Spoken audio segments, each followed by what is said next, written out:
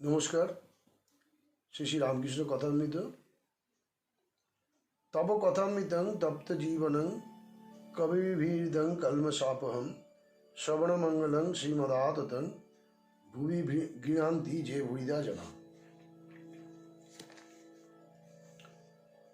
ভক্ত সঙ্গে শ্রী রামকৃষ্ণ শ্রী শ্রী অন্নপূর্ণা পুজো উপলক্ষে ভক্ত সঙ্গে সুরেন্দ্র ভবনে ভক্ত সঙ্গে সংকীর্তনানন্দে সমাধি মন্দিরে ঠাকুর শ্রী রামকৃষ্ণ সাকার নিরাকার শ্রী রামকৃষ্ণ স্মৃতির ব্রাহ্ম সমাজে ব্রাহ্মভক্ত সঙ্গে শ্রী রামকৃষ্ণ আচার্য বেচারাম বেদান্ত ব্রহ্মতত্ত্ব প্রসঙ্গে নন্দনবাগান ব্রাহ্ম সমাজে রাখাল মাস্টার প্রভৃতি ভক্ত সঙ্গে শ্রী রামকৃষ্ণ হরিকীর্তনানন্দে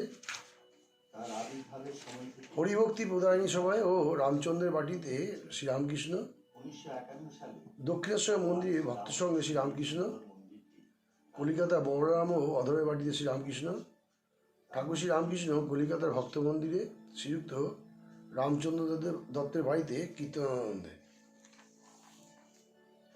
পৃষ্ঠা 174। ভক্ত সঙ্গে শ্রী রামকৃষ্ণ প্রথম পরিচ্ছদ। শ্রী শ্রী অন্নপূর্ণা পূজা উপলক্ষে ভক্ত সঙ্গে সুরেন্দ্র ভবনে সুরেন্দ্র বাড়ি উঠান ঠাকুর শ্রী রামকৃষ্ণ সভা আলো করিয়া বসিয়া আছেন। অপরাহ্ন বেলা 6টা হইল। উঠোন হইতে পূর্বাশ্র হইয়া ঠাকুর দালানে উঠিতে হয়। দালানের ভিতর সুন্দর ঠাকুর প্রতিমা, মার পাদপদ্মে জবা বিল্ল, গলায় পুষ্পমালা। মাও ঠাকুর দালান আলো করিয়া বসিয়া আছেন। আজ শ্রী শ্রী অন্নপূর্ণা পূজা। চৈত্র শুক্লাষ্টমী 15ই এপ্রিল 1883 রবিবার, 3রা বৈশাখ 1290। সুরেন্দ্র মায়ের পূজা আনিয়াছেন, তাই ঠাকুরের নিমন্ত্রণ। ঠাকুর ভক্ত সঙ্গে আসিয়াছেন। আসিয়া ঠাকুর দালানে উঠিয়া শ্রী শ্রী ঠাকুর প্রতিমা দর্শন করিলেন। প্রণাম ও দর্শনান্তে দাঁড়াইয়া মার দিকে তাকাইয়া শ্রী করে মূলমন্ত্র জপ করিতেছেন। ভক্তরা ঠাকুর প্রতিমা দর্শন ও প্রণামান্তর প্রভুর কাছে দাঁড়াইয়া আছেন। উঠানে ঠাকুর ভক্তদের সঙ্গে আসিয়াছেন। উঠোনে শতরঞ্চি পাতা হইয়াছে, তাহার উপর চাদর, তাহার উপর কয়েকখানা তাকিয়া। একধারে খোল করতাল লইয়া কয়েকটি বৈষ্ণব বসিয়া আছেন। সংকীর্তন হইবে। ঠাকুরকে ঘেরিয়া ভক্তরা সব বসিলেন। ঠাকুর শ্রী রামকৃষ্ণকে একটি তাকিয়া লইয়া বসিতে বলা হইল। তিনি তাকিয়ার কাছে বসিলেন না, তাকিয়া সরাইয়া বসিলেন। শ্রীরামকৃষ্ণ ভক্তদের প্রতি: তাকিয়া ঠাসান দিয়া বসা কি জানো? অভিমান ত্যাগ করা বড় কঠিন। এই বিচার করছো অভিমান কিছু নয়, আবার কোথা থেকে এসে পড়ে। ছাগলকে কেটে ফেলা গেছে, তবু অঙ্গ প্রত্যঙ্গ নড়ছে। স্বপ্নে ভয় দেখেছ? ঘুম ভেঙে গেল, বেশ জেগে উঠলে তবু বুক দুরদুর করে। অভিমান ঠিক সেই রকম, তাড়িয়ে দিলেও আবার কোথা থেকে এসে পড়ে। অমনি মুখ ভার করে বলে, আমায় খাতির করলে নে। তো কেদার বলছেন, তীরদপি শুনিছেন তাররিব সহিষ্ণু না। তো শ্রীরামকৃষ্ণ বলছেন, আমি ভক্তের রেণুর রেণু। বৈদ্যনাথের প্রবেশ। বৈদ্যনাথ কৃতিবিদ্য, কলিকাতার বড় আদালতে উকিল। ঠাকুরকে জোড়াতে করিয়া প্রণাম করিলেন ও একপাশে আসন গ্রহণ করিলেন। সুরেন্দ্র শ্রীরামকৃষ্ণের প্রতি: ইনি আমার আত্মীয়। তো শ্রীরামকৃষ্ণ বললেন, হ্যাঁ, এর স্বভাবটি বেশ দেখছি। তো সুরেন্দ্র বললেন, ইনি আপনাকে কি জিজ্ঞাসা করবেন তাই এসেছেন। তো শ্রীরামকৃষ্ণ বৈদ্যনাথের প্রতি বলছেন, যা কিছু দেখছো সবই তার শক্তি। তার শক্তি ব্যতিরেকে কারোর কিছু করবার জো নাই। তবে একটি কথা আছে, তার শক্তি সব স্থানে সমান নয়। বিদ্যাসাগর বলেছিল, ঈশ্বর কি কারুকে বেশি শক্তি দিয়েছেন? আমি বললুম, শক্তি কম বেশি যদি না দিয়ে থাকেন, তোমায় আমরা দেখতে এসছি কেন? তোমার কি দুটো সিং বেরিয়েছে? তবে দাঁড়ালো যে ঈশ্বর বিভূরূপে সর্বভূতে আছেন, কেবল শক্তি বিশেষ। স্বাধীন ইচ্ছা না ঈশ্বরের ইচ্ছা, free will of God's will. Baidyanath বলছেন, মহাশয়, একটি সন্দেহ আমার আছে। এই বলে এই যে বলে ফ্রি উইল অর্থাৎ স্বাধীন ইচ্ছা, মনে করলে ভালো কাজও করতে পারি, মন্দ কাজও করতে পারি। এটা কি সত্য?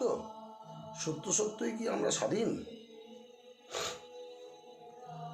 তো শ্রীরামকৃষ্ণ বলছেন, সকলে ঈশ্বরাধীন, তারই লীলা। তিনি নানা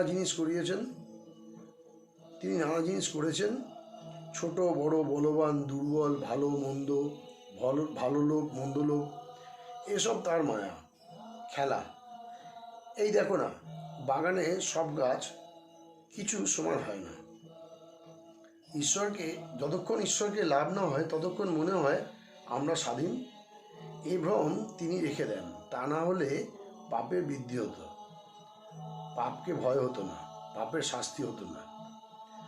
যিনি ঈশ্বর লাভ করেছেন তার কি ভাব জানো? আমি যন্ত্র, তুমি যন্ত্রী, আমি ঘর, তুমি ঘরণী, আমি রথ, তুমি রথী, যেমন চালাও তেমনি চলি, যেমন বলাও তেমনি বলি। ঈশ্বর দর্শন কি একদিনে হয়? সাধুসঙ্গ প্রয়োজন। তো শ্রীরামকৃষ্ণ বৈদ্যনাথের প্রতি বলছেন, তর্ক করা ভালো নয়, আপনি কি বলো? তো বৈদ্যনাথ বলছেন, আগে হ্যাঁ, তর্ক করা ভাববি জ্ঞান হলে যায়। তো শ্রীরামকৃষ্ণ বলছেন, থ্যাংক ইউ। সকলেই হাস্য করে উঠলেন। তোমার হবে। ঈশ্বরের কথা যদি কেউ বলে, লোকে বিশ্বাস না করে না। যদি কোনো মহাপুরুষ বলেন আমি ঈশ্বরকে দেখেছি, তবুও সাধারণ লোকে সেই মহাপুরুষের কথা লন না। লোকে মনে করে ও যদি ঈশ্বর দেখেছে আমাদের দেখিয়ে দিক। কিন্তু একদিনে কি নারী দেখতে শেখা যায়? বৈদ্যের সঙ্গে অনেক দিন ধরে ঘুরতে হয়। কোনটা কফের, কোনটা বায়ুর, কোনটা পিত্তের নারী বলা যেতে পারে। তখন কোনটা কফের, কোনটা বায়ুর, কোনটা পিত্তের নারী বলা যেতে পারে। যাদের নারী দেখা ব্যবসা, তাদের সঙ্গ করতে হয়। সকলের হাস্য। অমুক নম্বরের সুতো যে সে কি চিনতে পারে? সুতোর ব্যবসা করো। যারা ব্যবসা করে তাদের দোকানে কিছুদিন থাকো, তবে কোনটা 40 নম্বর, কোনটা 41 নম্বর সুতা ঝাঁ করে বলে দিতে পারবে। দ্বিতীয় পরিচ্ছদ, পৃষ্ঠা 176। ভক্ত সঙ্গে সংকীর্তনানন্দে সমাধি মন্দিরে। এইবার সংকীর্তন আরম্ভ হইবে। খোল বাজিতেছে, গোষ্ঠ খোল বাজাইতেছে। এখনও গান আরম্ভ হয় নাই, খোলের মধুর বাজনা। গৌরাঙ্গ মণ্ডলও তাহাদের নাম সংকীর্তন কথা উদ্দীপন করে। ঠাকুর ভাবে মগ্ন হইতেছেন। মাঝে মাঝে খুলির দিকে নিক্ষেপ করিয়া বলিতেছেন, অমরি অমরি, আমার রোমাঞ্চ হচ্ছে। গায়করা জিজ্ঞেস করলে কি পদ গাইবেন? ঠাকুর শ্রী রামকৃষ্ণ বিনীতভাবে বললেন, একটু গৌরাঙ্গের কথা গাও। কীর্তন আরম্ভ হইল। প্রথমে গৌরচন্দ্রিকা, তৎপরে অন্য গীত। লাখবান কাঞ্চন যিনি, রসে ঢর মোরা মুজাও নিচনি, কি কাজ শরদ কোটি শশী, জগৎ করিলে আলো গোড়া মুখে হাসি। কীর্তনে গৌরাঙ্গের রূপবর্ণনা হইতেছে। কীর্তনিয়া আখর দিতেছে, সখী দেখিলাম পূর্ণ শশী, রাসে নাই মৃগাঙ্ক নাই, হৃদয় আলো করে। কীর্তনিয়া আবার বলছে, কোটি শশীর অমৃতে মুখ মাজা। এই কথা শুনতে শুনতে ঠাকুর সমাধিস্থ হইলেন। গান চলিতে লাগিল। কিয়ৎক্ষণ পরে ঠাকুর শ্রীরামকৃষ্ণের সমাধিভঙ্গ হইল। তিনি ভাবে বিভোর হইয়া হঠাৎ দণ্ডায়মান হইলেন ও প্রেমমত্ত গোপিকার ন্যায় শ্রীকৃষ্ণের রূপের বর্ণনা করিতে করিতে কীর্তনিয়ার সঙ্গে আখর দিতেছেন। সখী, রূপের দোষ না মনের দোষ, আন হেরিতে শ্যামময় হেরি দিববান। ঠাকুর নৃত্য করিতে করিতে আখর দিতেছেন। ভক্তরা অবাক হইয়া দেখিতেছেন। কীর্তনিয়া আবার বলিতেছেন গোপিকার উক্তি, বাঁশি বাজিস না, তোর কি নিদ্রা নাই কো? আখর দিয়া বলেছেন, আর নিদ্রা হবেই বা কেমন করে, শয্যা তো করপল্লব, আহার তো শ্রীমুখের অমৃত, তাতে অঙ্গুলির সেবা। ঠাকুর শ্রী রামকৃষ্ণ আসন পুনরায় গ্রহণ করিয়াছেন। কীর্তন চলিতে লাগিল। শ্রীমতী বলছেন, চক্ষু গেল, শ্রবণ গেল, ঘ্রাণ গেল, ইন্দ্রিয় সকল চলে গেল, আমি একলা কেন বা রইলাম গো। শেষে রাধাকৃষ্ণের মিলন গান হইল। ধ্বনি মালা গাতে শ্যামগলে দোলাইতে এমন সময় আইল সম্মুখে শ্যামগুণমণি। গান যুগল মিলনের। নির্বনে শ্যামবিনোদিনী ভোর, দুহা রূপ নাহিক উপমা প্রেমেরও নাহিক ওর। হিরণ কিরণ আধো বরণ আধো নীল মণিজ্যোতি, আধো গলে বনমালা বিরাজিত আধো গলে গজমতি। আধো শ্রবণে মকর কুণ্ডল আধো রতন ছবি, আধো কপালে চাঁদের উদয় আধো কপালে রবি। আধো শিরে শোভে ময়ূর শিখণ্ড, আধো শিরে দোলে বেণী, করকমল করে ঝলমল ফণি উগারিবে মণি। কীর্তন থামিল। ঠাকুর ভাগবত ভক্ত ভগবান এই উচ্চারণ করিয়া বারবার ভূমিষ্ঠ হইয়া প্রণাম করিতেছেন। চতুর্দিকে ভক্তদের উদ্দেশ্য করিয়া প্রণাম করিতেছেন ও সংকীর্তন ভূমি ধূলা গ্রহণ করিয়া মস্তকে দিতেছেন। তৃতীয় পরিচ্ছদ, পৃষ্ঠা 177। ঠাকুর শ্রী রামকৃষ্ণ ও সাকার নিরাকার। রাত্রি প্রায় 9:30। শ্রী অন্নপূর্ণার দালানে ঠাকুর দালানে আলো পড়িয়া আছেন। সম্মুখে ঠাকুর শ্রী রামকৃষ্ণ ভক্তদের সঙ্গে দাঁড়াইয়া সুরেন্দ্র, রাখাল, কেদার, মাস্টার, রাম, মনমোহন ও অন্যান্য অনেক ভক্তরা রইয়াছেন। তাহারা সকলে ঠাকুরের সঙ্গে প্রসাদ পাইয়াছেন। সুরেন্দ্র সকলকে পরিতোষ করিয়া খাওয়াইতেছেন। এইবার ঠাকুর শ্রী রামকৃষ্ণ দক্ষিণেশ্বরের বাগানে প্রত্যাবর্তন করিবেন। ভক্তরাও শশধামে চলিয়া যাইবেন। সকলেই ঠাকুর দালানে আসিয়া সমবেত হইয়াছেন। সুরেন্দ্র শ্রী রামকৃষ্ণের প্রতি। আজ কিন্তু মায়ের নাম একটিও হলো না। শ্রী রামকৃষ্ণ ঠাকুর প্রতিমা দেখাইয়া, আহা কেমন দালানের শোভা হয়েছে, মা যেন আলো করে বসে আছেন। এরূপ দর্শন করলে কত আনন্দ হয়। ভোগের ইচ্ছা শোক এসব পালিয়ে যায়। তবে নিরাকার কি দর্শন হয় না? তা নয়, বিষয় বুদ্ধি একটু থাকলে হবে না। ঋষিরা সর্বত্যাগ করে অখণ্ড সচ্চিদানন্দে চিন্তা করেছিলেন। ইদানিং ব্রহ্মজ্ঞানীরা অচল ঘন বলে গান গায়। আমার আরুনি লাগে। যারা গান গায় যেন মিষ্টরস পায় না। চিটেগুড়ের পাড়া নিয়ে ভুলে থাকলে মিশরি পানার সন্ধান করতে ইচ্ছা হয় না। তোমরা দেখো কেমন বাহিরে দর্শন করছো আর আনন্দ পাচ্ছ। যারা নিরাকার করে কিচ্ছু পায় না। তাদের না আছে বাহিরে, না আছে ভিতরে। ঠাকুর মার নাম করিয়া গান গাইতেছেন। গো আনন্দময়ী হয়ে আমায় নিরানন্দ করো না, ও দুটি চরণ বিনে আমার মন অন্য কিছু আর জানে না। তপন তনয় আমায় মন্দ কয়, কি দোষ তা তো জানি না, ভবানী বলিয়ে ভাবে যাব চলে, মনে ছিল এই বাসনা। অকুল পাথারে রুবাবে আমারে, স্বপনেও তা জানি না। অহর্নিশি শ্রী দুর্গা নামে ভাসি, তবু দুঃখ রাশি গেল না।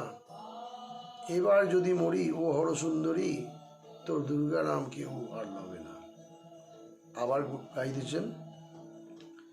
বল রে বল শ্রী দুর্গা নাম, ওরে আমার মন রে, দুর্গা দুর্গা বলে পথে চলে যায়, শূলহস্তে শূলপাণি রক্ষা করেন তাই। তুমি দিবা তুমি সন্ধ্যা তুমি সে যামিনী, কখনো পুরুষ হও মা কখনো কামিনী। তুমি বলো ছাড়ো ছাড়ো আমি না ছাড়িব, বাজানো নূপুর হয়ে মা চরণে বাজিব, বাজানো নূপুর হয়ে মা চরণে বাজিব। জয় দুর্গা শ্রী দুর্গা বলে শঙ্করী হইয়ে মাগো গগনে উড়িবে, মিন হয়ে রব জলে নখে তুলে লবে। নখাঘাতে ব্রহ্মময়ী যখন যাবে মোর পরাণী, কৃপা করে দিও রাঙা চরণ দুখানি। ঠাকুর শ্রী রামকৃষ্ণ আবার প্রতিমার সম্মুখে প্রণাম করিলেন। এইবার সিঁড়িতে নামিবার সময় ডাকিয়া বলিতেছেন, ও রাজুয়া, মানে ও রাখাল, জুতো সব আছে না হারিয়ে গেছে? ঠাকুর গাইতে উঠিলেন। সুরেন্দ্র প্রণাম করিলেন। অন্যান্য ভক্তরাও প্রণাম করিলেন। রাস্তায় চাঁদের আলো এখনো আছে। ঠাকুরের গাড়ি দক্ষিণেশ্বর অভিমুখে যাত্রা করিল। চতুর্থ পরিচ্ছদ, পৃষ্ঠা 178, শ্রী রামকৃষ্ণ কথামৃত অখণ্ড। শ্রীরামকৃষ্ণ স্মৃতি ব্রহ্ম সমাজে ব্রাহ্মভক্ত সঙ্গে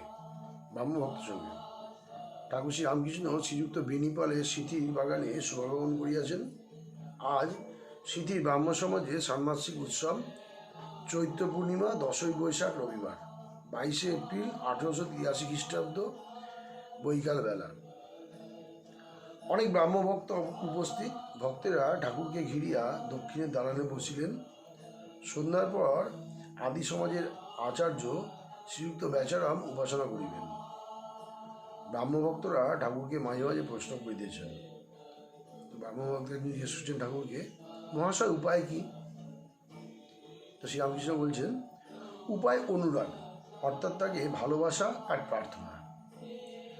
তো ব্রাহ্মভক্ত বলছেন, অনুরাগ না প্রার্থনা? শ্রীরামকৃষ্ণ বলছেন, অনুরাগ আগে, পরে প্রার্থনা। ডাক দেখি মন ডাকার মতো কেমনে শ্যামা ঠাকতে পারে। শ্রীরামকৃষ্ণ সুর করিয়া এই গানটি গাইলেন। আর সর্বদাই তার নাম গুণকীর্তন প্রার্থনা করতে হবে। পুরাতন ঘটি রোজ মাজতে হবে। একবার মাজলে কি হবে? আর বিবেক বৈরাগ্য, সংসার অনিত্য, এই বোধ। ব্রাহ্মভক্ত ও সংসার ত্যাগ, সংসারে নিষ্কাম কর্ম। ব্রাহ্মভক্ত বলছেন, সংসার ত্যাগ কি ভালো? শ্রীরামকৃষ্ণ বলছেন, সকলের পক্ষে সংসার ত্যাগ নয়। যাদের ভোগান্তি হয় নাই তাদের পক্ষে সংসার ত্যাগ নয়। 2 আনা মদে কি মাতাল হয়? তো ব্রাহ্মভক্ত বলছেন, তারা তবে সংসার করবে? শ্রীরামকৃষ্ণ বলছে, হ্যাঁ, তারা নিষ্কাম কর্ম করবার চেষ্টা করবে। তাতে হাতে তেল মেখে কাঁঠাল ভাঙবে। বড় মানুষের বাড়ির দাসী সব কর্ম করে, কিন্তু দেশে মন পড়ে থাকে। এরই নাম নিষ্কাম কর্ম।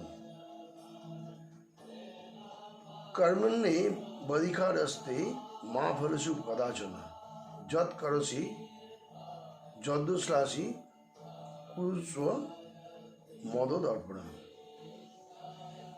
এর নাম মনে ত্যাগ। তোমরা মনে ত্যাগ করবে। সন্ন্যাসী বাইরের ত্যাগ আবার মনের ত্যাগ 2 করবে।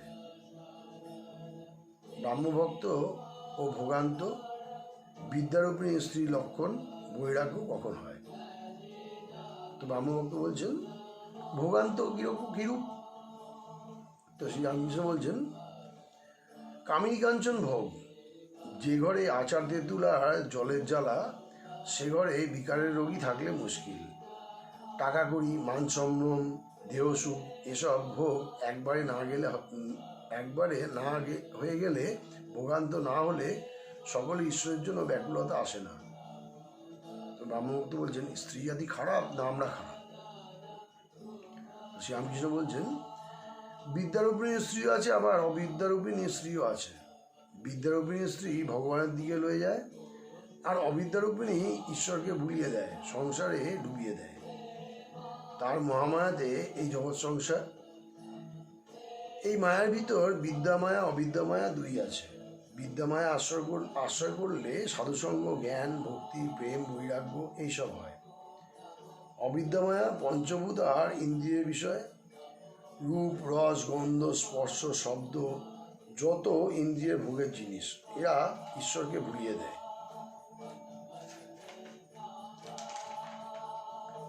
ব্রাহ্মভক্ত বলছেন, অবিদ্যাতে যদি অজ্ঞান করে, তবে তিনি অবিদ্যা করেছেন কেন? শ্রীরামকৃষ্ণ উত্তর দিচ্ছেন, তার লীলা।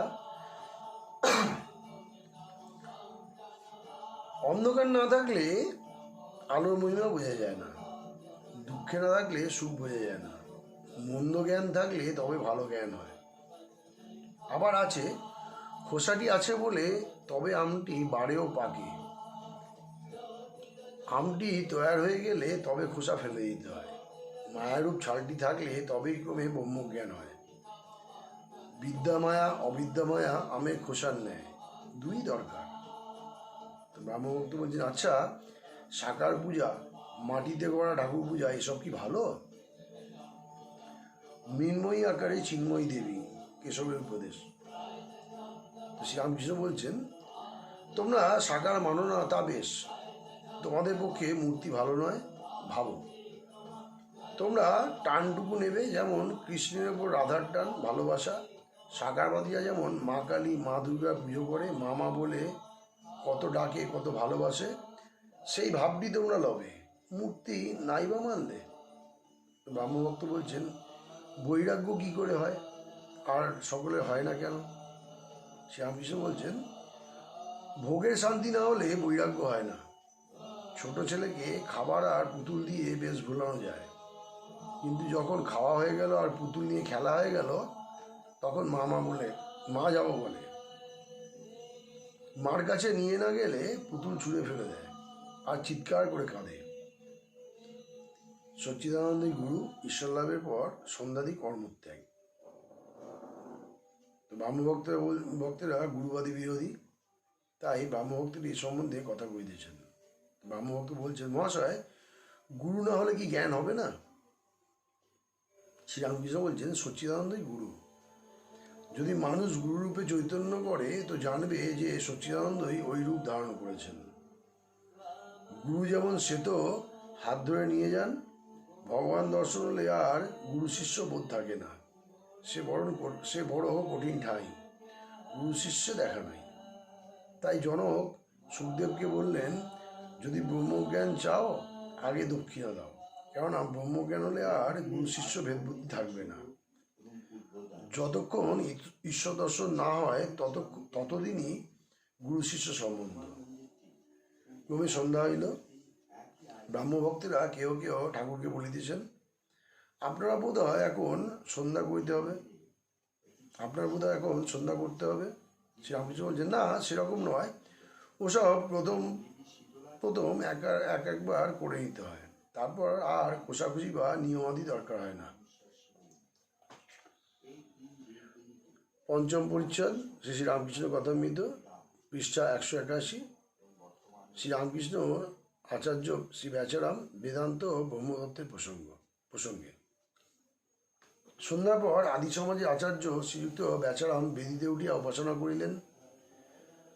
মাঝে মাঝে ব্রহ্মসঙ্গীত ও উপনিষদ হইতে পাঠ হইতে লাগিল। উপাসনান্তে শ্রীরামকৃষ্ণের সঙ্গে বসিয়া আচার্য অনেক আলাপ করিতেছেন। শ্রীরামকৃষ্ণ বলছেন, আচ্ছা, নিরাকারও সত্য আর সাকারও সত্য, আপনি কি বলো? সাকার নিরাকার চিন্ময় রূপ ও ভক্ত। তো আচার্য বলছেন, আজ্ঞা, নিরাকার যেমন ইলেকট্রিক কারেন্ট, তড়িৎ প্রবাহ চোখে দেখা যায় না, কিন্তু অনুভব করা যায়। শ্রীরামকৃষ্ণ বলছে, হ্যাঁ, দুই সত্য, সাকার নিরাকার দুই সত্য। শুধু নিরাকার বলা কি রূপ জানো? যেমন রোশন চকির একজন পুঁ ধরে থাকে, তার বাঁশির 7 ফোঁকর সত্ত্বেও, কিন্তু আরেকজন দেখো কত রাগিনী বাজায়। সেরূপ সাকারবাদীরা দেখো ঈশ্বরকে কতভাবে সম্ভব করে, শান্ত, দাস্য, সখ্য, বাৎসল্য, মধুর, নানাভাবে। কি জানো, অমৃতকুণ্ডে কোনো রকমে পড়া, তার স্তব করেই হোক, অথবা কেউ ধাক্কা মেরেছে আর তুমি কুণ্ডে পড়ে গেছো, একই ফল, দুইজনই অমর হবে। অমৃতকুণ্ড। ব্রহ্মই বেদমৃতম, পুরস্তাদ ব্রহ্ম, পশ্চাদ ব্রহ্ম, দক্ষিণতশ্চোত্তরেণ, অধশ্চ প্রসৃতং ব্রহ্মবেদং বিশ্বমিদং বরিষ্ঠম। ব্রাহ্মদের পক্ষে জল বড় উপমা ঠিক। সচ্চিদানন্দ যেন অনন্ত জলরাশি, মহাসাগরের জল। ঠান্ডা দেশে স্থানীয় স্থানে যেমন বরফের আকার ধারণ করে, সেরূপ ভক্তিমে সেই সচ্চিদানন্দ সগুণ ব্রহ্ম ভক্তের জন্য সাকার রূপ ধারণ করে। ঋষিরা সেই অতীন্দ্রিয় চিন্ময় রূপ দর্শন করেছিলেন, আর তার সঙ্গে কথা করেছিলেন।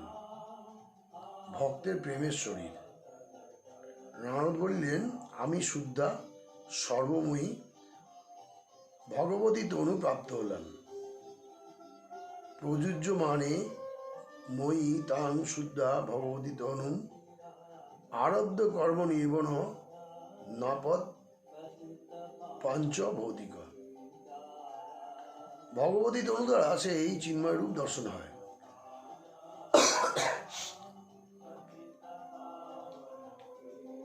আবার আছে ব্রহ্ম অবাং মনস গোচর। জ্ঞান সূর্যের তাপে সাকার বরফ গলে যায়। ব্রহ্মজ্ঞানের পর নির্বিকল্প সমাধির পর আবার সেই অনন্ত বাক্যমনের অতীত অরূপ নিরাকার ব্রহ্ম। ব্রহ্মের স্বরূপ মুখে বলা যায় না, চুপ হয়ে যায়। অনন্তকে কে মুখে বোঝাবে? পাখি যতটা উপরে ওঠে তার উপর আরও আছে, আপনি কি বলেন? তো আচার্য বলছেন আগে হ্যাঁ, বেদান্তে ওইরূপ কথাই আছে। নির্গুব্রহ্ম অবাংসর অবাংমনস গোচরম ত্রিগুণতীতম। শ্রীরামকৃষ্ণ বলছেন লবণের পুত্তলিকা সাগর মাপতে গেছিল, ফিরে এসে আর খবর দিলে না। একমতে আছে সুখদেবাদী দর্শন স্পর্শন করেছিল, ডুব দেয় নাই।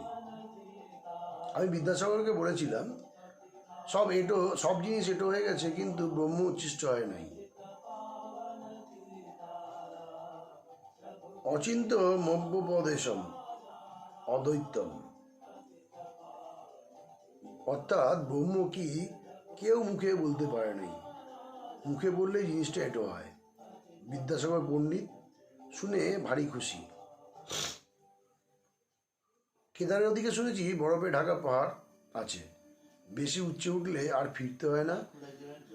যারা বেশি উচ্চে আছে কি আছে, গেলে সেরূপ অবস্থা। এসব জানতে গিয়েছে, তারা ফিরে এসে আর খবর দেয় নাই। তাকে দর্শন হলে মানুষ আনন্দে বিহ্বল হয়ে যায়, চুপ হয়ে যায়। যত বাচো নির্বাদন্তে অপ্রাপ্য মনসা সহ। খবর কে দেবে, বুঝাবে কে?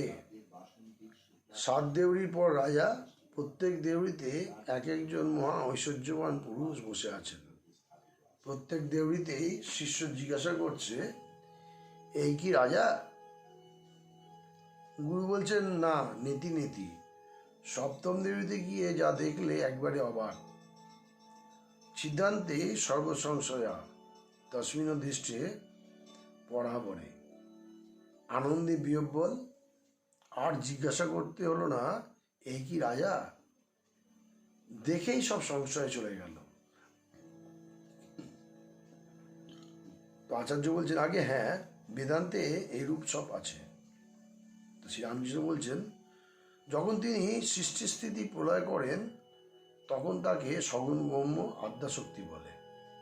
আদ্যাশক্তি বলি। যখন তিনি 3 গুণের অতীত তখন তাকে নির্গুণ ব্রহ্ম, বাক্যমনের অতীত বলা যায় পরব্রহ্ম। মানুষ তার মায়াতে পড়ে স্বস্বরূপকে ভুলে যায়। সে যে বাপের অনন্ত ঐশ্বর্যের অধিকারী তা ভুলে যায়। তার মায়া ত্রিগুণময়ী। এই 3 গুণই ডাকাত, সর্বস্ব হরণ করে, স্বস্বরূপকে ভুলিয়ে দেয়। সত্য রজতম এই 3 গুণ।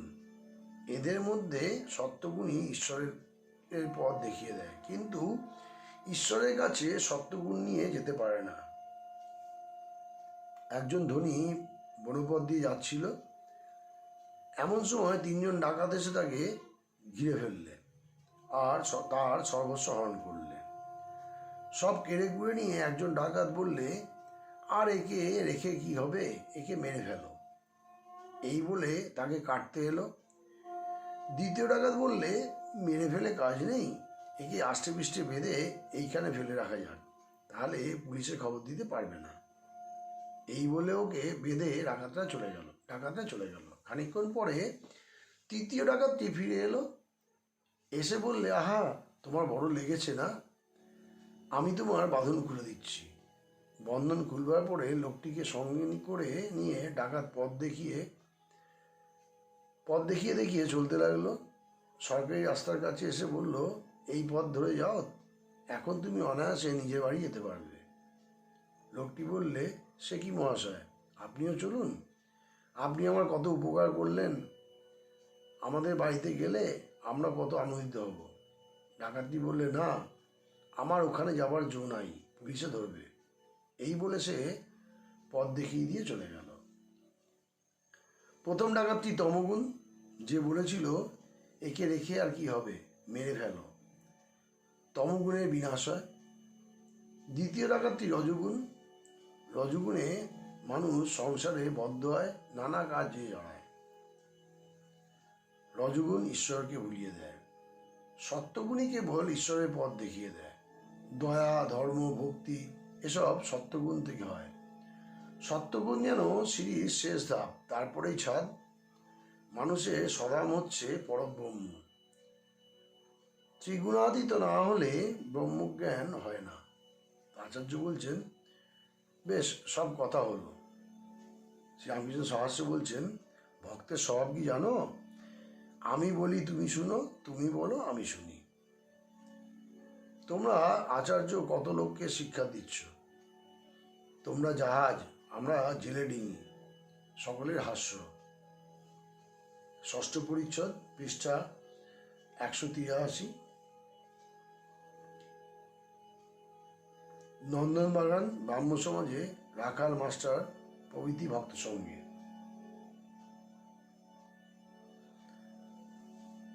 শ্রীমন্দির দর্শন ও উদ্দীপন, শ্রীরাধার প্রেমোন্মাদ।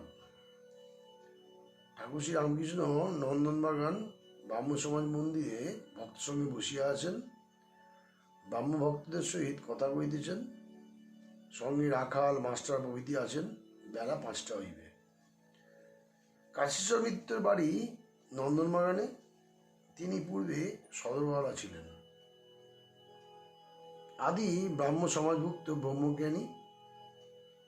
তিনি নিজের বাড়িতেই দ্বিতলায় বৃহৎ প্রকোষ্ঠের মধ্যে ঈশ্বরের উপাসনা করিতেন আর ভক্তদের নিমন্ত্রণ করিয়া মাঝে মাঝে উৎসব করিতেন। তাহার স্বর্গারোহণের পর শ্রীনাথ, যজ্ঞনাথ প্রভৃতি তাহার পুত্রগণ কিছুদিন ঐরূপ উৎসব করিয়াছিলেন। তাহারাই ঠাকুরকে অতি যত্ন করিয়া নিমন্ত্রণ করিয়া আনিয়াছেন।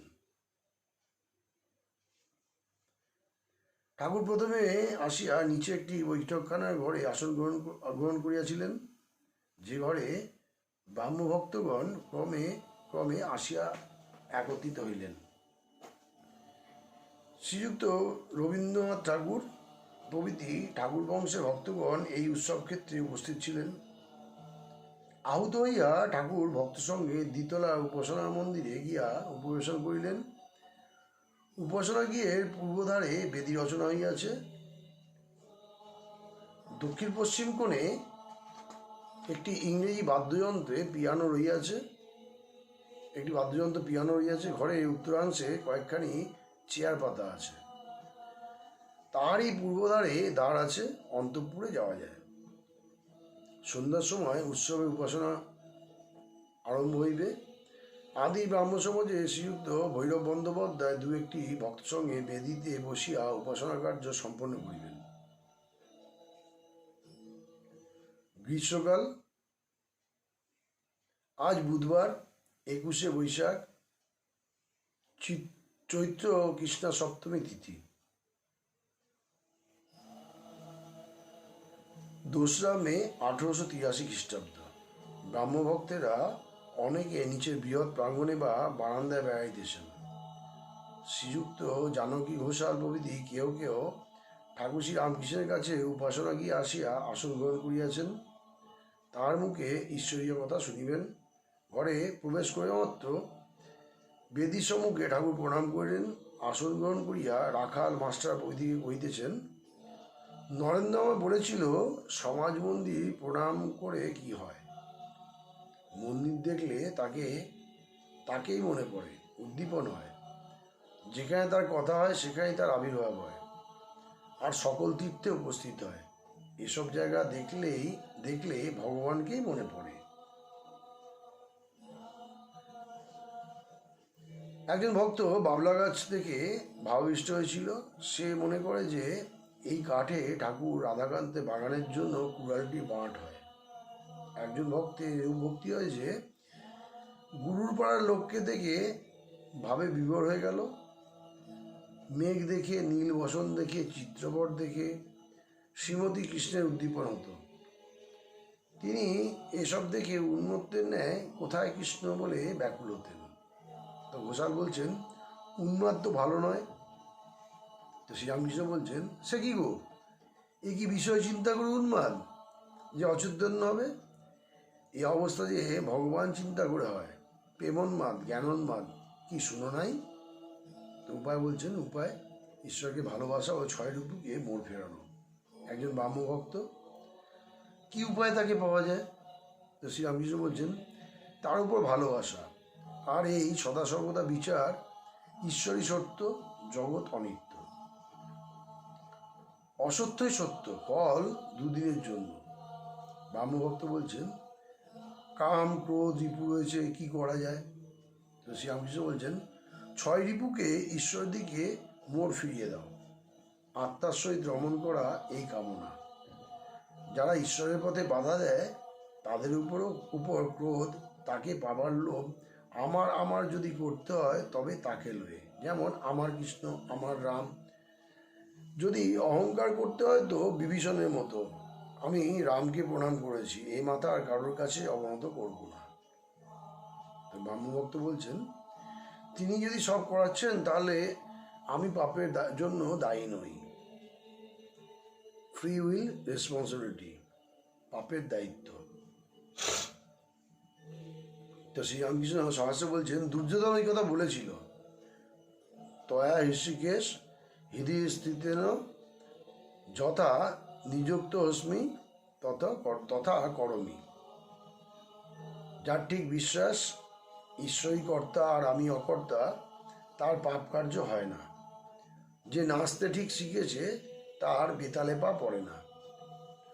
অন্তর শুদ্ধ না হলে ঈশ্বর আছেন বলে বিশ্বাসই হয় না। ঠাকুর উপাসনা গিয়ে সমবেত লোকগুলিকে দেখিতেছেন ও বলিতেছেন, মাঝে মাঝে এরূপ একসঙ্গে ঈশ্বর চিন্তা ও তার নাম গুণকীর্তন করা খুব ভালো। তবে সংসারী লোকেদের ঈশ্বরের অনুরাগ ক্ষণিক, যেমন তপ্ত লোহে জলের ছিটা দিলে হয়, জল তাতে যতক্ষণ থাকে। ব্রহ্ম উপাসনা ও শ্রীরামকৃষ্ণ। এইবার উপাসনা আরম্ভ হইবে।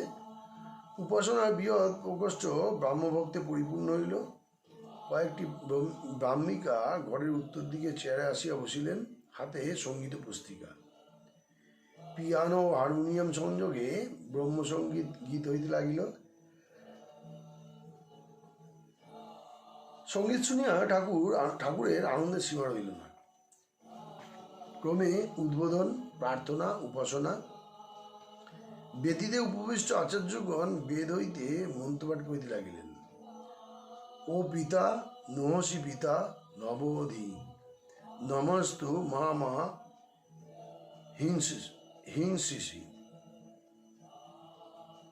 হিংসি। তুমি আমাদের পিতা, আমাদের সুবুদ্ধি দাও, তোমাকে নমস্কার, আমাদিগকে বিনাশ করিও না। ব্রাহ্মভক্তেরা সমস্বরে আচার্যের সহিত বলিতেছেন, ওং সত্যং জ্ঞান মনস্থং ব্রহ্ম আনন্দ রূপম মিতং যদ্বিভাতি শান্তং শিবম দৈত্যম শুদ্ধম আপবিদ্ধম। এইবার আচার্যগণ স্তব করে দিচ্ছেন, ওং নমস্তে সতেতে জগৎ কারণায় নমস্তে চিতে সর্বলোকাশ্রয় ইত্যাদি। স্তোত্রপাঠের পর আচার্যরা প্রার্থনা করিতেছেন, অসতমা সদ্গময়, তমসমা জ্যোতির্গময়, মৃত্যুর্মাহ মৃতঙ্গময়, অবিরাবিম্ব এদি রুদ্রযত্তে দক্ষিণাং মুখং তেন মাং পাহি নিত্যম। স্তোত্রাদি পাঠ শুনিয়া ঠাকুর ভাবাসিষ্ট হইয়াছেন। এইবার আচার্য প্রবন্ধ পাঠ করিতেছেন। অক্রোধ পরমানন্দ শ্রীরামকৃষ্ণ অহেতুক কৃপা সিন্ধু। উপাসনা হইয়া গেল। ভক্তদের লুচি মিষ্টান্ন আদি খাওয়াইবার উদ্যোগ হইতেছে। ব্রাহ্মভক্তেরা অধিকাংশই নিচে প্রাঙ্গণে ও বারান্দায় বায়ু সেবন করিতেছেন। রাত্রি 9টা হইল। ঠাকুরের দক্ষিণেশ্বর মন্দিরে ফিরিয়া যাইতে হইবে। গৃহস্বামীরা আহত সন্ন্যাসী ভক্তদের লইয়া খাতির করিতে করিতে এত ব্যস্ত হইয়াছেন যে ঠাকুরের আর কোনো সংবাদ লইতে পারিতেছেন না।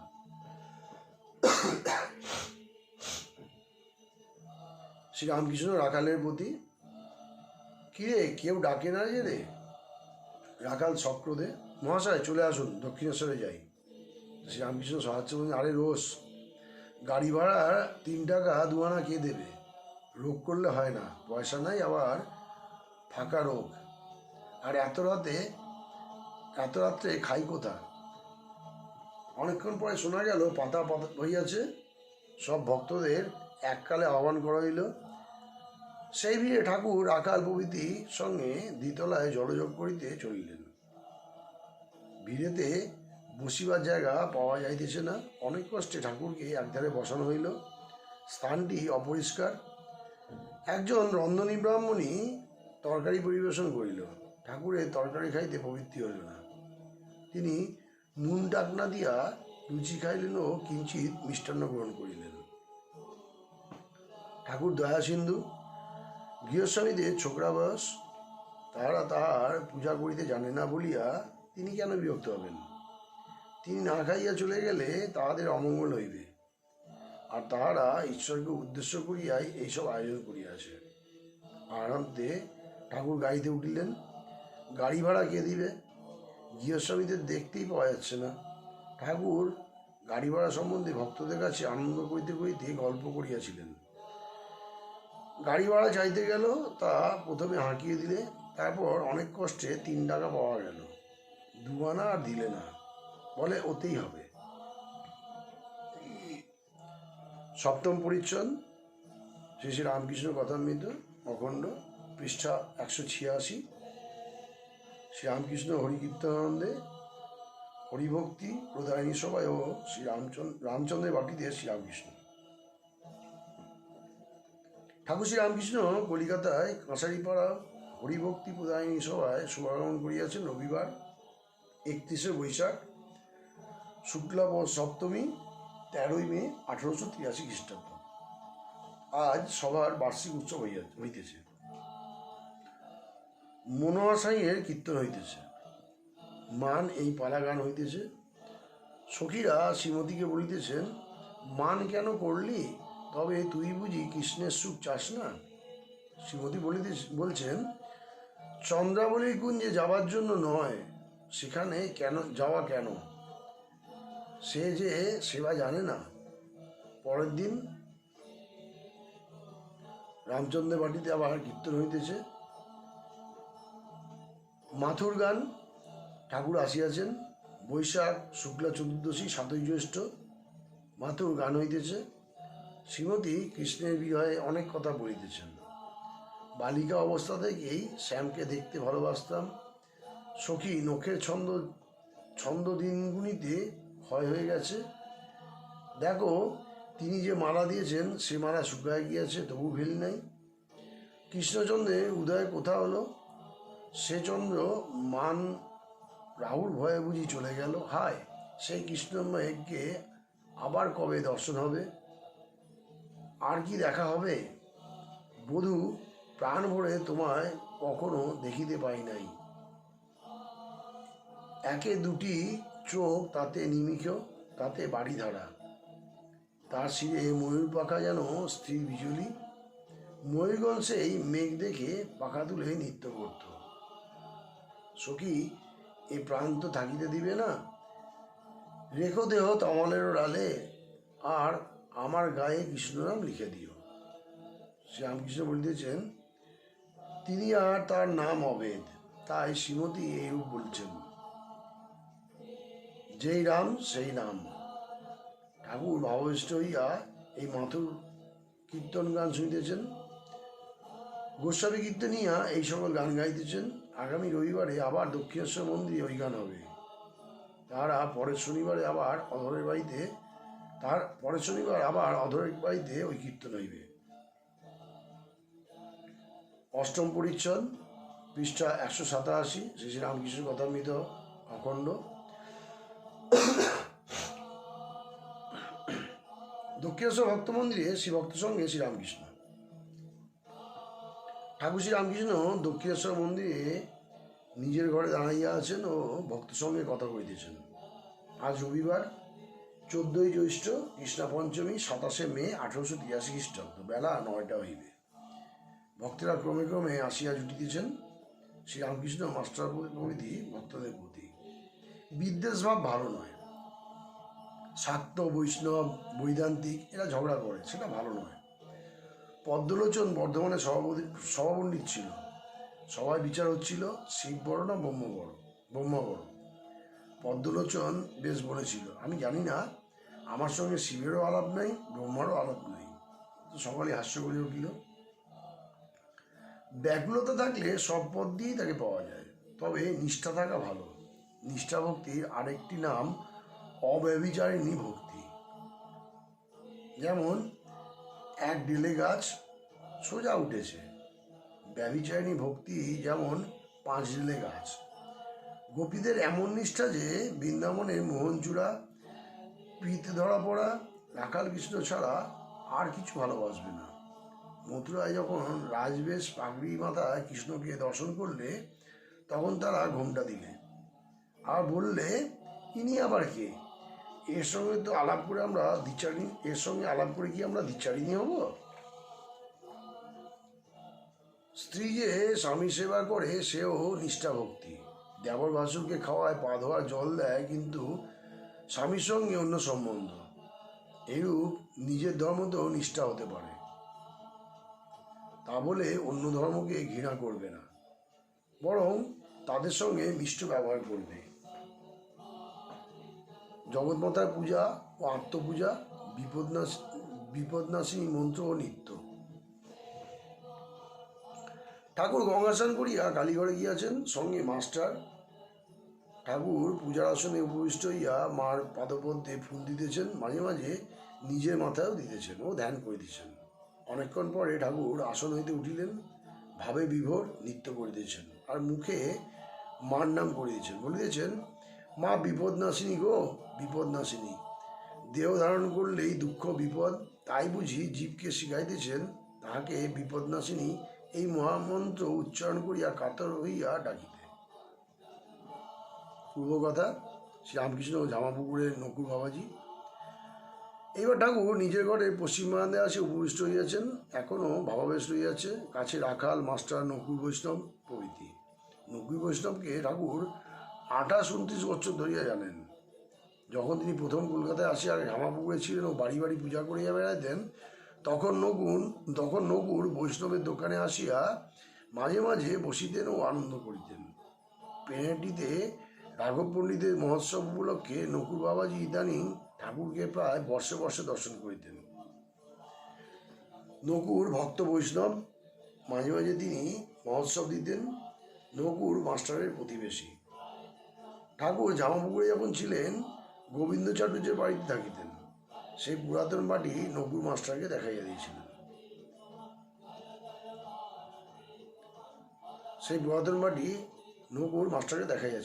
শ্রী রামকৃষ্ণের জগৎমাতার নাম কীর্তনানন্দে ঠাকুর ভাবাবেশে গান গাইতেছেন। কীর্তন, সদানন্দময়ী কালী মহাকালের মনমোহিনী, তুমি আপন সুখে আপনি নাচো, আপনি দাও মা করতালি। আদিভূতা সনাতনী, শূন্যরূপা শশীবালী, ব্রহ্মাণ্ড ছিল না যখন, তুই মুন্ডমালা কোথা পেলি। সবেমাত্র তুমি যন্ত্রী, আমরা তোমার তন্ত্রে চলি, যেমন করাও তেমনি করি মা, যেমন বলাও তেমনি করি। নির্গুণে কমলাকান্ত, দিয়ে বলে মা গালাগালি, সর্বনাশী ধরে ওসি, ধর্মাধর্ম দুর্খেলি। আবার দ্বিতীয় গান গাইছেন, আমার মা তংহি তারা, তুমি ত্রিগুণ ধরা পরাত পড়া। আমি জানি না মা দীন দয়াময়ী, তুমি দুর্গমেতে দুঃখ হরা। তুমি সন্ধ্যা, তুমি গায়ত্রী, তুমি জগদ্ধাত্রী গো মা, তুমি অকুলেরও ত্রাণবর্তী, সদাশিবেরও মনোরমা। তুমি জলে, তুমি স্থলে, তুমি আদ্যমূলে গো মা, আজ সর্বঘটে স্বর্গপুটে, সাকার আকার নিরাকার। গোলমেলে মাল রয়েছে, গোল ছেড়ে মাল বেছে নাও। মন চলো যাই, আর কাজ নাই, তারারও তালুকেরে, পড়িয়ে ভবসাগরে ডোবে মা তরুণ তরি, মায়াঝড় মোহ তুফান ক্রমে বাড়ে গো শঙ্করী। মায়ের বয়ে দুটো দুঃখের কথা কই, কারুর হাতির উপর ছই, কারুর চিরের উপর খাসা দই। শ্রী রামকৃষ্ণ ভক্তদের বলে দিচ্ছেন, সংসারদের সম্মুখে কেবল দুঃখের কথা ভালো নয়, আনন্দ চাই।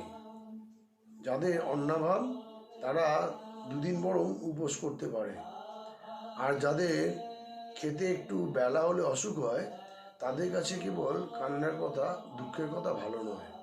বৈষ্ণবচরণ বলতো, কেবল পাপ পাপ, এসব কি, আনন্দ করো। ঠাকুর আহারান্তে একটু বিশ্রাম করিতে না করিতে মনোহর গোসাই গোস্বামী আসিয়া উপস্থিত। শ্রীরাধার ভাবে মহাভাবময় শ্রীরামকৃষ্ণ ঠাকুর কি গৌরাঙ্গ? গোস্বামী পূর্বরাগ কীর্তন গান করিতেছেন। একটু শুনিতে শুনিতেই ঠাকুরের রাধার ভাবে ভাববিশিষ্ট। প্রথমে গৌরচন্দ্রিকা কীর্তন, করতলে হাত, চিন্তিত করা, আজ কেন চিন্তিত, বুঝি রাধার ভাবে বুঝি রাধার ভাবে হয়েছে ভাবিত। গোস্বামী আবার গান গাইতেছেন, ঘরের বাইরে দণ্ডে শতবারে তিলে তিলে আসে যায়, কিবা মন উচাটন নিঃশ্বাস সঘন কদম্ব কাননে চায়, রাই এমন কেন বা হলো। এই গানের এই লাইনটি শুনিয়া ঠাকুর শ্রীরামকৃষ্ণের মহাভাবের অবস্থা হইয়াছে, গায়ের জামা ছিঁড়িয়া ফেলিয়া দিলেন। কীর্তনীয় যখন গাইতেছেন, শীতল অসু অঙ্গ তনু পরশে অমনি অবশ অঙ্গ, মহাভাবে ঠাকুরের কম্প হইতেছে। কেদার দৃষ্টে ঠাকুর কীর্তন সুরে বলিতেছেন, প্রাণনাথ হৃদয় বল্লভ তোরা কৃষ্ণ এনে দে, সুহৃদের তো কাজ বটে, হয় এনে দে, না হয় আমায় নিয়ে চল, তোদের চিরদাসী হব। গোস্বামী কীর্তনিয়া ঠাকুরের মহাভাবের অবস্থা দেখিয়া মুগ্ধ হইতেছেন। তিনি করজোরে বলিতেছেন, আমার বিষয় বুদ্ধি ঘুচিয়ে দিন। তো শ্রীরামকৃষ্ণ সহস্র বলছেন, সাধু ভাষা পকড় লিয়া, তুমি এত বড় রসিক, তোমার ভিতর থেকে এত মিষ্ট রস বেরোচ্ছে। গোস্বামী বলছেন, প্রভু আমি চিনি বলদ, চিনি আস্বাদন করতে কই পেলাম। আবার কীর্তন চলিতে লাগিল। কীর্তনিয়া শ্রীমতী দশা বর্ণনা করিতেছেন, কোকিল কুলপূর্বতী করণাদম। কোকিলের করণাদ শুনে শ্রীমতীর বজ্রধ্বনি মনে হচ্ছে, তাই জৈমিনীর নাম করছেন। আর বলছেন, সখী কৃষ্ণ বিরহে এই প্রাণ থাকিবে না, রেখো দেহ তমালেরও ডালে। গোস্বামী রাধাস্বামী মিলন গান গাইয়া কীর্তন সমাপ্ত করিলেন। নবম পরিচ্ছদ, পৃষ্ঠা 190। কলিকাতায় বলরাম ও অধরের বাটিতে শ্রীরামকৃষ্ণ। ঠাকুর শ্রীরামকৃষ্ণ দক্ষিণেশ্বর মন্দির হইতে কলিকাতা আসিতেছেন। বলরামের বাড়ি হইয়া অধরের বাড়ি যাইবেন, তারপর রামের বাড়ি যাইবেন। অধরের বাড়িতে মনোহর গোসাই কীর্তন হইবে, রামের বাড়িতে কথা হইবে। আজ শনিবার 20 জ্যৈষ্ঠ 1290, কৃষ্ণা দ্বাদশী 2রা জুন 1830 খ্রিস্টাব্দ। ঠাকুর গাড়ি করিয়া আসিতে আসিতে রাখাল ও মাস্টার প্রভৃতি ভক্তদের বলিতেছেন, দেখো তার উপর ভালোবাসা এলে পাপ টাপ সব পালিয়ে যায়। সূর্যের তাপে যেমন মেঠো পুকুরের জল শুকিয়ে যায়। সন্ন্যাসী ও গৃহস্থের বিষয়াসক্তি, বিষয়ের উপর কামিনী কাঞ্চনের উপর ভালোবাসা থাকলে হয় না। সন্ন্যাস করলেও হয় না যদি বিষয়াসক্তি থাকে, যেমন থুতু ফেলে আবার থুতু খাওয়া। কিয়ৎক্ষণ পরে গাড়িতে ঠাকুর আবার বলিতেছেন, ব্রহ্মজ্ঞানীরা সাকার মানে না। সহস্রে নরেন্দ্র বলে পুত্তলিকা, আবার বলে উনি এখনো কালীঘরে যান। শ্রীরামকৃষ্ণ ও নরলীলা দর্শন ও আস্বাদন। ঠাকুর বলরামের বাড়িতে আসিয়াছেন। ঠাকুর হঠাৎ ভাবাবিষ্ট হইয়াছেন। বুঝি দেখিতেছেন ঈশ্বরই জীবজগৎ হইয়া রহিয়াছে, ঈশ্বরই মানুষ হইয়া বেড়াইতেছেন। জগন্নাথকে বলিতেছেন, মা এ কি দেখাচ্ছ? থামো, আর কত কি? রাখাল ঠাকুরকে দিয়ে কত কি দেখাচ্ছ? রূপ টুপ সব উড়ে গেল। তা মা, মানুষ তো কেবল খোলটা বই তো নয়, চৈতন্য তোমারই। মা, ইদানিং ব্রহ্মজ্ঞানীরা মিষ্টরস পায় নাই, চোখ শুকনো, মুখ শুকনো, প্রেম ভক্তি না হলে কিছুই হলো না। মা, তোমাকে বলেছিলাম একজনকে সঙ্গী করে দাও আমার মতো, তাই বুঝি রাখালকে দিয়েছ? অধরের বাড়িতে হরিকীর্তনানন্দে ঠাকুর অধরের বাড়ি আসিয়াছেন। মনোহর গোসাই কীর্তনের আয়োজন হইতেছে। মনোহর গোসাই কীর্তনের আয়োজন হইতেছে। অধরের বৈঠকখানায় অনেকগুলি ভক্ত প্রতিবেশী ঠাকুরকে দর্শন করিতে আসিয়াছেন। সকলের ইচ্ছা ঠাকুর কিছু বলেন। তো শ্রীরামকৃষ্ণ ভক্তদের প্রতি, সংসার আর মুক্তি দুই ঈশ্বরের ইচ্ছা। তিনি সংসার অজ্ঞান করে রেখেছেন, আবার তিনি ইচ্ছা করে যখন ডাকবেন তখন মুক্তি হবে। ছেলে খেলতে গেছে, খাবার সময় মা ডাকে। যখন তিনি মুক্তি দেবেন তখন তিনি সাধুসঙ্গ করিয়ে নেন আর তাকে পাবার জন্য ব্যাকুলতা করে দেন।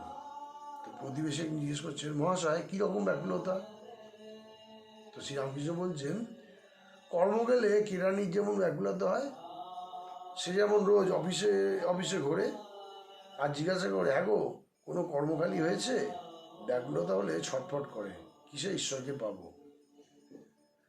গোপে চারা পায়ের ওপর পা দিয়ে বসে আছেন, পাঞ্চি বুঝছেন, কোনো ভাবনা নেই। এরূপ অবস্থা হলে ঈশ্বর লাভ হয় না। প্রতিবেশী এসে যে সাধুসঙ্গ হলে এই ব্যাকুলতা হতে পারে? তো শ্রীরামকৃষ্ণ বলছেন, হ্যাঁ হতে পারে, তবে পাষণ্ডের হয় না।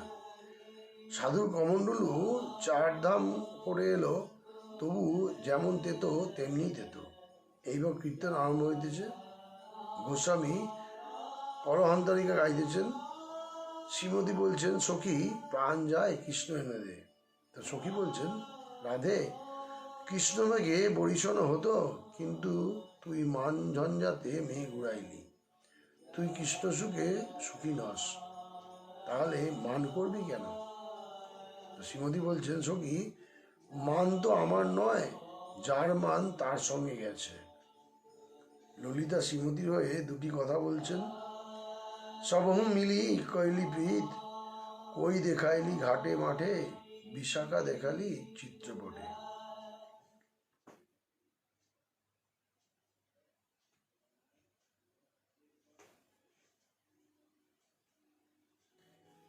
এইবার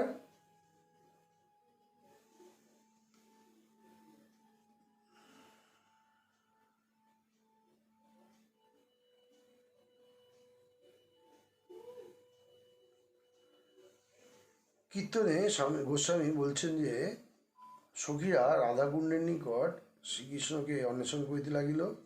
তারপর যমুনা পুলিনে শ্রীকৃষ্ণ দর্শন, শ্রীরাম সুদাম মধুমঙ্গলের সঙ্গে বৃন্দার সহিত শ্রীকৃষ্ণের কথা, শ্রীকৃষ্ণের যোগী বেশ, জটিলা সংবাদ, রাধার ভিক্ষাদান, রাধার হাত দেখে যোগীর গণনা, ফাঁড়া কথন, কাত্যায়নী পূজা যাওয়ার আয়োজন কথা।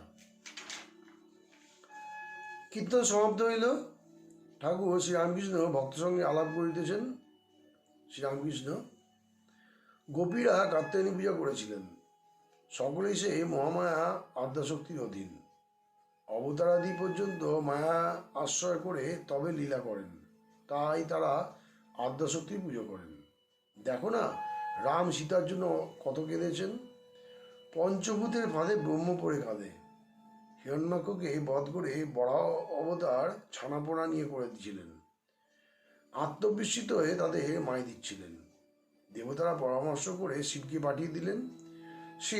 শিব শুলের আঘাতে বরাহের দেহ ভেঙে দিলেন, তবে তিনি সদা হয়ে গেলেন। শিব জিজ্ঞাসা করেছিলেন, তুমি আত্মবিস্মৃত হয়ে আছো কেন?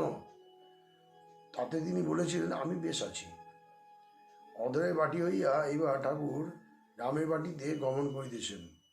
সেখানে কতক ঠাকুরের মুখে উদ্ধব সংবাদ শুনিলেন। রামের বাটিতে কেদারাদি ভক্তগণ উপস্থিত ছিলেন। পৃষ্ঠা 192। অখণ্ড শ্রীরামকৃষ্ণ কথামৃত, দশম পরিচ্ছদ। ঠাকুর শ্রী রামকৃষ্ণ কলিকাতায় ভক্ত মন্দিরে শ্রীযুক্ত রামচন্দ্র দত্তের বাড়ি কীর্তনানন্দে। ঠাকুর অধরের বাড়ি হইতে কালান্তরিকা কীর্তন শ্রবণ করিয়া রামের বাড়ি আসিয়াছেন, শিমলিয়া মধুরায়ের গলি। রামচন্দ্র ডাক্তারি শিক্ষা করিয়া ক্রমে মেডিকেল কলেজে সহকারী কেমিক্যাল এক্সামিনার হয়েছিলেন ও সায়েন্স অ্যাসোসিয়েশনে রসায়ন শাস্ত্রের অধ্যাপক ছিলেন। তিনি স্বপর্জিত অর্থে বাড়িটি নির্মাণ করিয়াছেন। এ স্থানে ঠাকুর কয়েকবার শুভভ্রমণ করিয়াছিলেন, তাই ভক্তদের কাছে এটি আজ মহাতীর্থস্থান। রামচন্দ্র শ্রীগুরুর করুণা বলে বিদ্যার সংসার করিতে চেষ্টা করিতেন। ঠাকুর দশমুখী রামের সুখ্যাতি বলিতেন, রাম বাড়িতে ভক্তদের স্থান দেয়, কত সেবা করে। তার বাড়ি ভক্তদের একটি আড্ডা। নিত্যগোপাল, লাটু, তারক, শিবানন্দ রামচন্দ্রের এইরকম বাড়ির লোক হইয়া গিয়াছিলেন, একরকম বাড়ির লোক হইয়া গিয়াছিলেন। তাহার সহিত অনেকদিন একসঙ্গে বাস করিয়াছিলেন। আর বাড়িতে নারায়ণের নিত্য সেবা। রাম ঠাকুরকে বৈশাখী পূর্ণিমার দিন, ফুলদোলের দিন এই ভদ্রাসনগটিতে পূজার্থে প্রথম লইয়া আসেন। প্রায় প্রতি বর্ষে ওই দিনে ঠাকুরকে লইয়া গিয়া ভক্তদের লইয়া মহোৎসব করিতেন। রামচন্দ্রের সন্তান প্রতিম শিষ্যরা এখনও অনেকে ওই দিনে উৎসব করেন। আজ রামের বাড়ি উৎসব, প্রভু আসিবেন। শ্রীরাম শ্রীমদ্ ভগবত কথামৃত তাহাকে শুনাইবার আয়োজন করিয়াছেন। ছোট উঠোন, কিন্তু তার ভিতরেই কত পরিপাটি। বেদি রচনা হইয়াছে, তার উপর কতক ঠাকুর উপবিষ্ট। রাজা হরিশ্চন্দ্রর কথা হইতেছে। এমন সময় বলরাম ও অধরের বাড়ি হইয়া ঠাকুর আসিয়া উপস্থিত। রামচন্দ্র আজ্ঞা হইয়া ঠাকুরের পদধূলি মস্তকে গ্রহণ করিলেন ও তাহার সঙ্গে সঙ্গে আসিয়া বেদী সম্মুখে তাহার পূর্ব হইতে নির্দিষ্ট আসনে বসাইলেন। চতুর্দিকে ভক্তরা, কাছে মাস্টার। রাজা হরিশ্চন্দ্রের কথা ও ঠাকুর শ্রীরামকৃষ্ণ। রাজা হরিশ্চন্দ্রের কথা চলিতে লাগিল। বিশ্বামিত্র বলিলেন, মহারাজ, আমাকে শশকরা পৃথিবী দান করিয়াছ, অতএব ইহার ভিতর তোমার স্থান নেই, তবে কাশীধামে তুমি থাকিতে পারো। সে মহাদেবের স্থান। চলো, তোমাকে তোমার সহধর্মিনী শৈবা ও তোমার পুত্র সহিত সেখানে পৌঁছাইয়া দিই। সেখানে গিয়া তুমি দক্ষিণা জোগাড় করিয়া দিবে। এই বলিয়া রাজাকে লইয়া ভগবান বিশ্বামিত্র কাশীধামে অভিমুখে যাত্রা করিলেন। কাশীতে পৌঁছাইয়া সকলে বিশ্বেশ্বর দর্শন করিলেন। বিশ্বেশ্বর দর্শন কথা হইমাত্র ঠাকুর একবারে ভাবাশিষ্ট। শিব শিব এই কথা অস্পষ্ট উচ্চারণ করিতেছেন। রাজা হরিশ্চন্দ্র দক্ষিণা দিতে পারিলেন না। কাজেই শৈবাকে বিক্রয় করিলেন। পুত্র রোহিতাশ্ব শৈবার সঙ্গে রইলেন। কতক ঠাকুর শৈবার প্রভু ব্রাহ্মণের বাড়ি রোহিতাশ্বের পুষ্পচয়নের কথাও সর্পদংশনের কথাও বললেন। সেই তমসাচ্ছন্ন কালরাত্রে সন্তানের মৃত্যু হইল। সৎকার করিবার কেউ নাই। বৃদ্ধ ব্রাহ্মণ প্রভু শয্যা ত্যাগ করিয়া উঠিতে পারিলেন না। শৈবা একাকী পুত্রের শবদেহ ক্রোড়ে করিয়া শ্মশানমুখে আসিতে লাগিলেন। মাঝে মাঝে মেঘগর্জন ও অশনিপাত, নিবিড় অন্ধকার যেন বিদর্ণ করিয়া একবার বিদ্যুৎ খেলিতেছিল। শৈবা ভয়াকুলা শোকগুলা রোদন করিতে করিতে আসিতেছেন।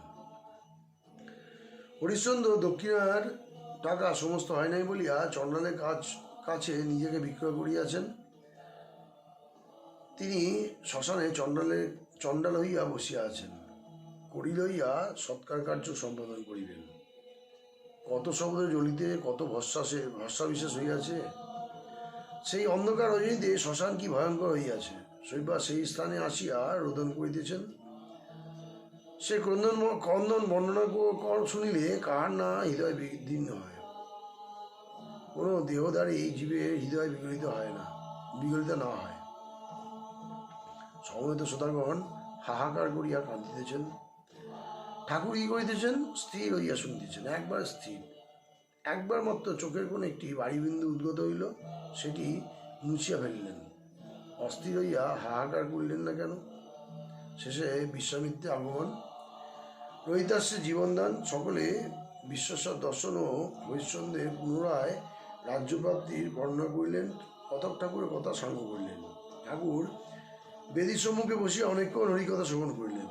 কথা সাঙ্গ হইলে তিনি বাহির ঘরে গিয়া বসিলেন। চতুর্দিকে ভক্তমণ্ডলী, কতক ঠাকুরও কাছে আসিয়া বসিলেন। ঠাকুর কতককে বলিতেছেন, কিছু উদ্ধব সংবাদ বলো। মুক্তি ও ভক্তি, গোপী প্রেম, গোপীরা মুক্তি চান নাই।